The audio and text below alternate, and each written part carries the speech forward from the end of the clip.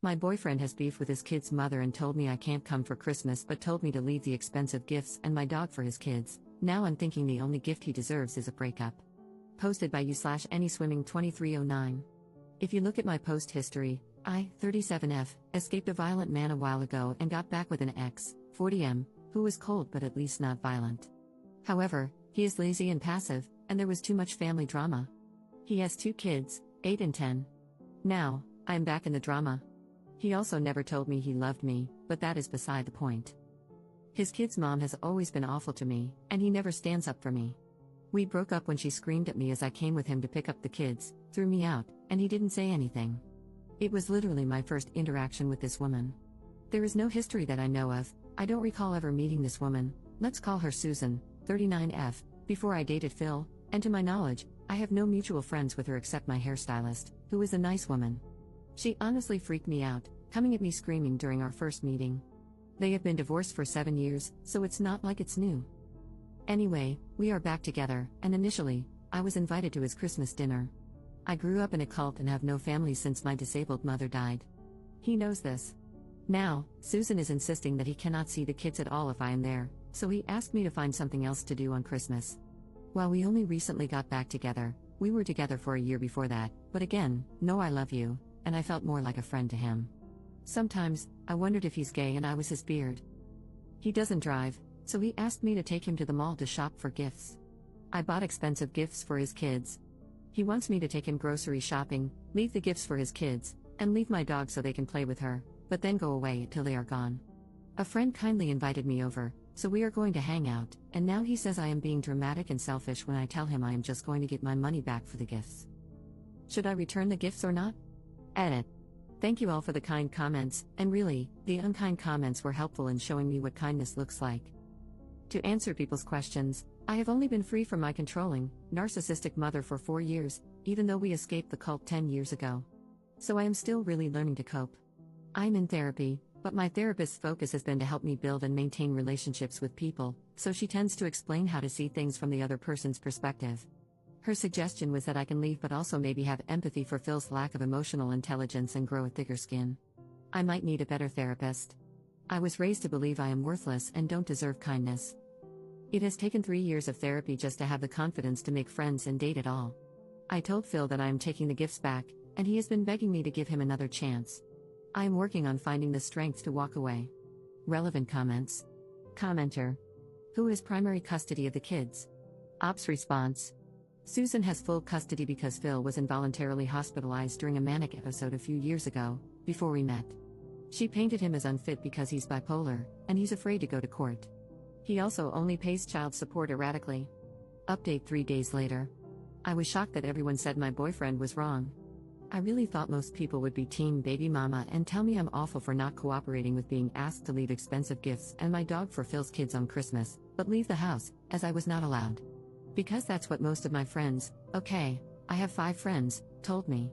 They said relationships require work and compromise, and that Susan and the kids must always come first. They even suggested I help cook dinner for them.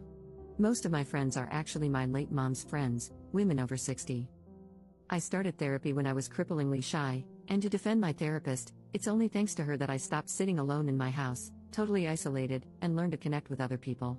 While I appreciate the suggestion to be alone for a while, I have been super isolated most of my life, and dating again was actually huge progress for me that we worked on for months. I told my therapist that Phil crossed a line and that I don't want to save my relationship with him or my friends, I want to improve my self-esteem. Her emphasis has always been on avoiding isolation at all costs and learning to endure other people's imperfections. She agreed that this Christmas incident was really bad. I am still processing all of this.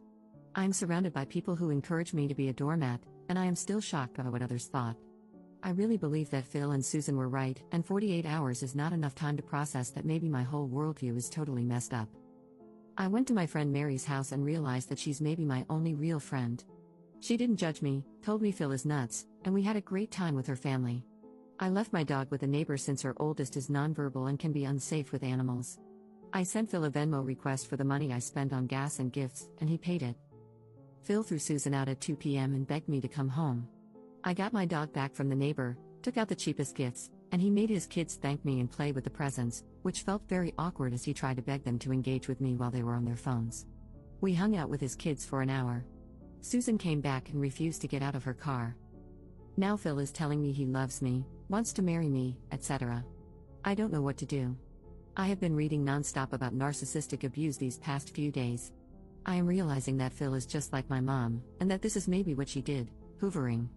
But again, I am fighting to stop being totally isolated, which I was for years after leaving the cult. I had no friends, never dated. It's laughable how many people accused me of desperately needing a man. Phil is my first boyfriend, and we met when I was a 31-year-old virgin with no friends. So yes, being alone is grand, but I have been alone all my life and fought hard to stop wanting to be alone.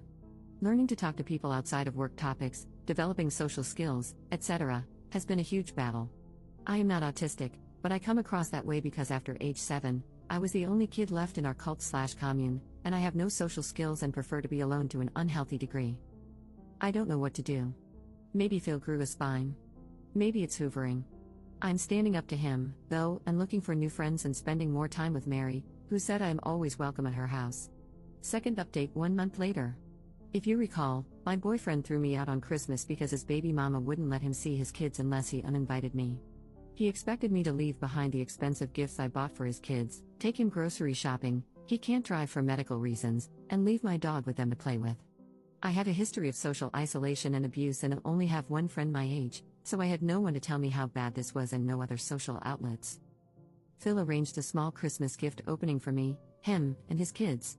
He finally told me he loved me and wanted to marry me. He then offered to let me move in with him but soon after asked me to buy a sofa. A few days later, I was out of gas, he got out to pump it but asked for my credit card. He wouldn't even chip in for gas, even though I drive him everywhere. A couple of weeks ago, I noticed that I was missing kitchen knives. My utensil drawer kept getting emptier. I have a cleaning lady and figured maybe she put them someplace weird because she spaces out sometimes. She's sweet but more ADHD than I am, which is saying a lot. They were in Phil's utensil drawer. He had been stealing utensils from me. For some reason, that was the last straw. Today, I blocked him. Edit. I confronted Phil about the knives when I returned his stuff. He had been taking pot brownies to work and eating them all day and needed my knives to cut them, then forgot to return them. So, on top of everything, he was doing substances at work. He took 1 or 2 each week and doesn't see the big deal.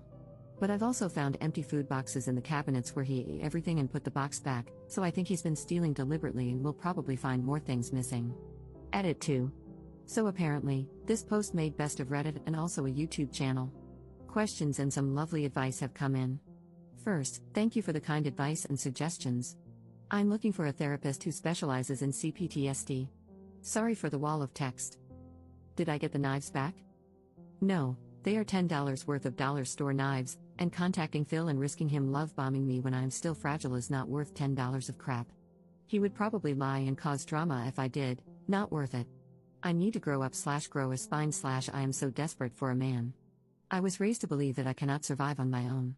This was taught to us by our leader, an older woman who preyed on lost younger women and ran a small commune. My mom told all her friends that I wouldn't make it on my own and that they needed to watch out for me. Every day, all my life, I was taught that I literally cannot safely exist independently. This is hard to deprogram when the same people are still in my life. Phil was one of the first people to befriend me and teach me life skills. He's not just any man to me but the person who taught me how public transportation works, how to drive, how services like trash pickup work, introduced me to pop culture, and didn't mock me. Therapist competence. One comment on r/best of Redditor updates opened my eyes. My therapist, whom I see twice a month because that is all my insurance covers, has no idea how broken my frame of reference is. I didn't, until Reddit pointed it out. She mostly treats people with BPD and tells me I'm catastrophizing and blowing things out of proportion when I complain that my boyfriend is cold or that a friend criticized my party in front of other people. But when I tell her, word for word, blow by blow, what someone actually did that I labeled as rude or cold, she often responds, that is totally unacceptable. I don't think I have explained to her clearly how bad these people have acted because I didn't realize how bad it was. I thought these were normal problems, so that's how I framed them to her, causing her to think I'm a whiny baby. How broken my frame of reference is. To those harshly judging, I had no exposure to mainstream media and had never been to a movie theater, on the subway, or on a plane until I was 30. People rejected me because I was weird and asked weird questions. So I became very dependent on the few people who first befriended me when I entered the normal world. I really want to thank the people who helped me understand how bad this all is. I don't know exactly where to go from here, but I joined a crochet group, and I'm getting a second dog.